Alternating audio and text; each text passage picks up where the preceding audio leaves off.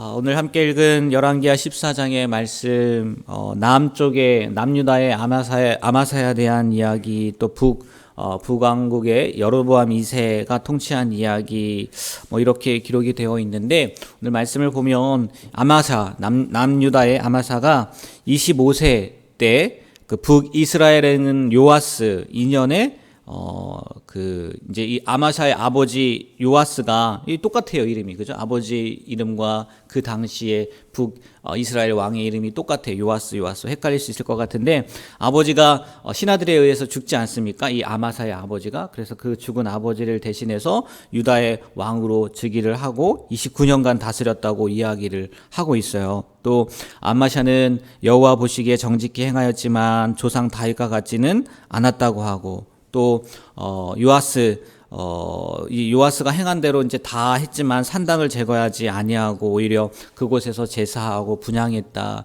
이 산당이라는 것이 정말 오랫동안 이렇게 진행이 된 것 같아요. 처음부터 끝까지 나왔다 해도 과언이 아닐 것 같은데, 이 산당에 대해서 궁금해하기도 하고, 이게 도대체 뭔가 이렇게 얘기도 하고 얘기를 하는데, 그냥 그 성경을 보면 영어 성경인가요? 하이플레이스라고 나와요. 그냥 높은 곳이라고 이야기를 하는 거거든요. 그러니까 신에게 제사를 드리는 곳이니까 아마 높은 곳, 하늘과 가까운 곳, 그리고 거기를 좀 잘 만들어 놨고 사람들이 거기서 예배를 하니까 그냥 없애기가 뭐 했는지는 모르겠는데 늘 아무튼 이 산당의 문제는 나오는 것 같아요.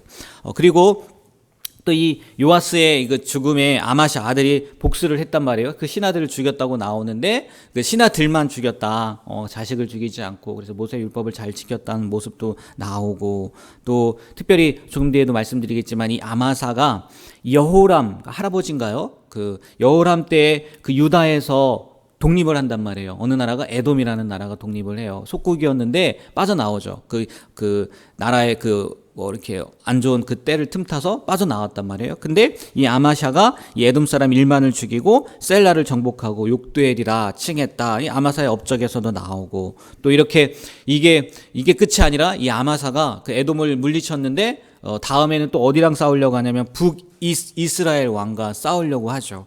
그래서 오늘 레바논의 백항목, 가시 이런 게 나오지 않습니까? 그 얘기거든요. 그 북이스라엘의 요아스하고 아버지 이름이랑 똑같은데 왜 전쟁을 하려고 했는지. 아무튼 그 전쟁을 선포했다가 오히려 전쟁을 했다가 패하고, 이 아마샤가 포로로 잡히게도 되고, 예루살렘 성전이 파괴가 되고 성전과 그 왕궁도 약탈을 당하고, 이런 이야기들. 그리고 이제 그 뒤를 이어서 아사랴라고 나와 있는데, 여러분 아마 우시야 많이 들어보셨을 거예요. 우시야.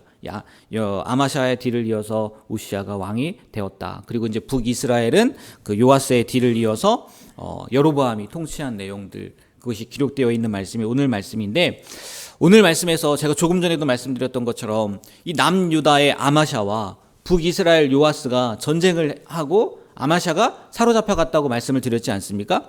이 전쟁이요, 이유 없이 한 게 아니었어요. 오늘 이 열왕기하 말씀에는 나오지 않지만 역대기 말씀을 보면요, 이 아마샤가 에돔을 정벌했다고 하지 않습니까? 오늘, 그죠? 여호람 때에 빠져나갔던 그 에돔을 싸워서 이겼다 얘기를 하는데, 이 에돔과의 싸움에서요 어떠한 일이 있었냐면은 이 아마샤가 북이스라엘에게 용병을 사요. 10만 명을 고용을 한 거예요. 10만 명. 근데 그때 하나님께서 선지자를 보내서요, 야, 우상을 숭배하는 북이스라엘 그 백성들이 싸우는 것을 기뻐하지 않아. 그래, 보내라고 하는 거예요. 보내라고. 보냈을까요? 안 보냈을까요? 보냈어요. 여러분, 용병이란 게 돈을 주고 사는 거잖아요. 그냥 오지 않아요. 그래서 돈을 지불을 했단 말이에요. 아마 너무 아까웠을 거예요. 그 돈이라도 다시 받고 싶은 마음이었을 거예요. 근데 하나님의 선지자가 그렇게 보내라고 하니까 보냈단 말이에요. 그냥 가면 되는데 이 용병들이요, 무시당했다는 생각이 들어서 그런 건지 아니면 화가 나서 그런 건지는 모르겠는데, 돌아가는 길에 유다 사람 3,000명을 죽이고요, 물건들을 약탈해 가는 거예요. 그러니까 추측어 때 그런 거 아니겠습니까? 용병들이라면 전쟁에 나아가서 싸워서 자기들이 이기면은 뭐 하는 거예요? 다 전리품 자기들 거가 되지 않았겠습니까? 그러니까 그런 의도에서도 어쩌면은 용병을 샀을 때 왔을 수도 있는데 그냥 돌려보내니까 그냥 갈 수는 없다 해서 그런 건지 모르겠는데 이 남유다의 사람을요 3천이나 죽인단 말이에요. 그러니까 남유다의 왕으로서 그게 열받는 일 아니겠습니까? 그냥 조용히 돌아가면 되는데 자기 나라의 백성 3천 명을 죽였단 말이에요. 그러니까 가만히 있을 수가 없죠. 그래서 북이스라엘에게 그 요아스 왕에게 선전포고를 한 거죠. 그리고 전쟁을 하게 되고, 그런데 그 전쟁의 결과는 패하고 본인도 인질로 잡히게 되고, 이 이야기가 있는 거예요. 그러면요 왜 이런 결과가 생겼냐는 거예요. 에돔도 이겼단 말이에요. 용병도 없이 에돔이라는 나라를 이겼다고 오늘 말씀에 나오지 않았습니까? 그리고 분명히 그들이 잘못을 한 거란 말이에요. 그냥 돌아가면 됐는데 유다 사람을 죽여서 억울해서 어떻게 가만히 있느냐 하고 그들과 전쟁을 선포하고 선포하고 전쟁에 나아간 건데 결과는 졌다는 거예요. 왜 이런 일이 일어났냐는 거예요. 왜? 다른 게 아니더라고요. 에돔과의 전쟁에 나아갈 때는요 누구의 말을 들은 거예요? 선지자의 말을 들었어요. 하나님이 보내신 선지자의 말을 들었단 말이에요. 그런데 이 북이스라엘 어떻게 보면 형제 국가이기도 하죠. 근데 물론 그들이 잘못을 하긴 했죠. 분명히 잘못했죠. 근데 어디에도요 하나님 앞에 물었다는 얘기가 나오지 않아요. 그리고 어디에도요 하나님께서 그 전쟁을 허락했다라는 이야기가 나오지 않아요. 여러분 이 장면이요 꼭 저는 이 말씀을 보면서 그 장면이 생각나더라고요. 여리고성과 아이성이 생각이 나더라고요. 그렇게 큰 성 여리고성과의 전장에서는요 누구의 말을 들어요? 하나님의 말씀대로 듣지 않습니까? 그들이 할 게 뭐가 있어요? 아무것도 안 했단 말이에요. 도는 것밖에 더 했어요. 그리고 소리치고 이겼단 말이에요. 근데 그 작은 성 아이성 할 때 분명히 여호수아 말씀에 기록이 되어요. 묻지 않았다고, 물었다는 얘기가 전혀 나오지 않아요. 그러니까 몇 천명만 보내서 싸워도 이길 수 있는 그 아이성을 이깁니까? 못 이깁니까? 못 이겼다는 거죠. 그 모습이 보이더라고요. 맞아요, 여러분. 우리는요 늘 하나님께 물어봐야 돼요. 늘. 오늘 성공했다고 해서, 오늘 하나님의 말씀을 듣고 하나님의 뜻대로 순종해서 성공했다고 해서요 다음날 승리했다고 해서 다음날 똑같은 승리를 보장받지 않아요. 승리는요 누구에게서 오는 거예요? 하나님으로부터 오는 거예요. 내 능력 때문에 그런 게 아니라는 거예요. 내 힘 때문에 그런 게 아니라는 거예요. 하나님이 붙잡아 주셨고 하나님이 그렇게 하셨기 때문에 승리한 거지, 우리는요 자만해서도 안 되고 교만해서도 안 된다는 거예요. 지금 저희 그 아마샤 맞나요? 교만했단 말이에요. 교만. 예? 이겼으니까 그렇게 전쟁에서 이겼는데 내가 못 이기겠어? 그렇게 생각을 하고 나아갔지만 어떻게 돼요? 자기가 오히려 포로가 되었다는 거죠. 우리는요 오늘 이 말씀을 통해서요 늘 하나님께 물어야 된다라는 것을요 다시 한번 기억하고요 늘 그 말씀대로 살아갔으면 좋겠어요. 마지막 보면요 이 오늘 말씀에 보면 요나가 등장하거든요. 똑같은 거예요. 요나가요 한번 25절 말씀 한번 25절 말씀 한번 읽어보도록 하겠습니다. 25절 찾으셨나요? 네, 다 같이 한번 읽겠습니다. 이스라엘의 하나님 여호와께서